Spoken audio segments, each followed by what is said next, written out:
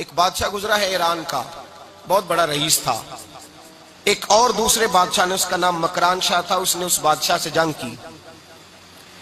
جب ایران کے اس بادشاہ سے جنگ کرنے کے لیے پہنچا نا، تو یہ جو مکران شاہ اس زمانے میں نوجوان تھے تو حسین و جمیل بڑے تھے، بڑے خوبصورت تھے اور بادشاہ بھی تھے.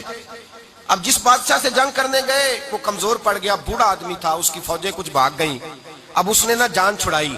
بہت بڑا قلعہ تھا، قلعے ہوتے تھے، چھوٹی اینٹ کی دیوار بنتی تھی بڑی اونچی، اور آپ نے دیکھے ہوں گے لکڑی کے دروازے ہوتے تھے بڑے بڑے. وہ قلعے کے اندر بند ہو گیا بادشاہ. اب وہ خفیہ اس نے جگہ رکھی ہوئی تھی، بادشاہوں نے بنایا ہوتا تھا کہ جب ہم نے بھاگنا ہے، اگر بھاگنا پڑا تو چھپنا کہاں ہے، وہ پہلے سے ہی رستہ تیار کر کے رکھتے تھے. اس نے وہ قلعہ بنایا ہوا تو چھپنے کے لیے چھپ گیا. اب مکران شاہ کہتا ہے کہ میں نے سخت جدوجہد کی، سخت، کہ کوئی رستہ مل جائے اندر جانے کا، یہ باہر نکلے، لیکن وہ کوئی رستہ ہی نہ ملا. اس بادشاہ کی شہزادی چھت پہ چڑھی. مکران شاہ حسین و جمیل، خوبصورت نوجوان اور شہزادہ، نظر پڑی تو عورت تھی، مائل ہو گئی. اس نے پیغام دیا، رکا لکھ کے بھیجا، کہنے لگی اگر تو میرے ساتھ شادی کا وعدہ کرے تو میں تجھے خفیہ رستہ بتا دوں گی اندر آنے کا، اس لیے کہ باپ تو میرا اب کمزور ہو ہی گیا ہے، اور پھر تو نوجوان ہے اور تیری خوبصورتی اور تیرے جاہو جلال نے مجھے مائل کر لیا ہے. میں اگر تو وعدہ کرتا ہے شادی کا تو میں تجھے رستہ بتاتی ہوں. اب بادشاہ کو تدبیر کی ضرورت تھی، اس نے کہا میں تیار ہوں، تو رستہ بتا. اس نے رستہ خفیہ بتایا. وہ مکران شاہ کہتے ہیں میں وہاں سے اندر گھسا، بادشاہ کو پکڑا، اس کے باپ کو قتل کیا، اس کے علاقے پہ قبضہ کیا، اس عورت کو لیا، آ گیا، شادی کر لی. ایک رات بستر پہ لیٹے تھے، اٹھ کے بیٹھ گئی شہزادی، کہنے لگی بستر پہ کچھ چیز ہے.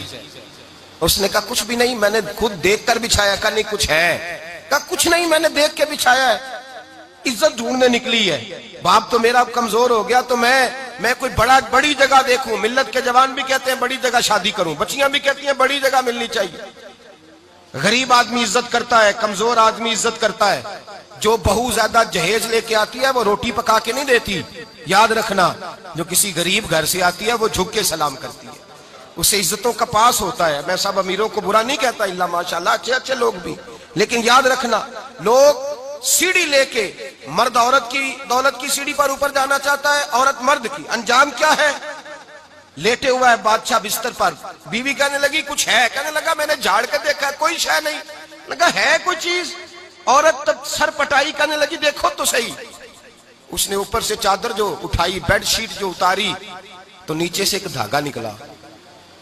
ہاتھ پھیرتے تھے تو نظر نہیں، دھاگا نکلا. کہنے لگا تو اتنی نازک مزاج ہے، ایک دھاگا نہیں برداشت ہوا. تو کہنے لگی میرا باپ مجھ سے بڑا پیار کرتا تھا، بڑی محبت کرتا تھا. 4 کنیزائیں تھیں. وہ کہتا تھا میری بیٹی جب بستر پہ سوئے تو چادر میں بال نہیں ہونا چاہیے، اسے تکلیف ہوتی ہے. بڑا پیار کرتا تھا، محبت کرتا تھا. تو میرا بستر وہ بڑا کھینچ کھینچ کے بچھایا کرتی تھی. اس لیے تو میں نے جب باپ کمزور ہوا تو میں نے کہا میں بغیر دولت اور ثروت اور حکومت کے رہ نہیں سکتی، تو میں تبھی تو تیرے پاس آ گئی. بادشاہ نے کہا اٹھ ذرا میرے بستر سے، باہر آ.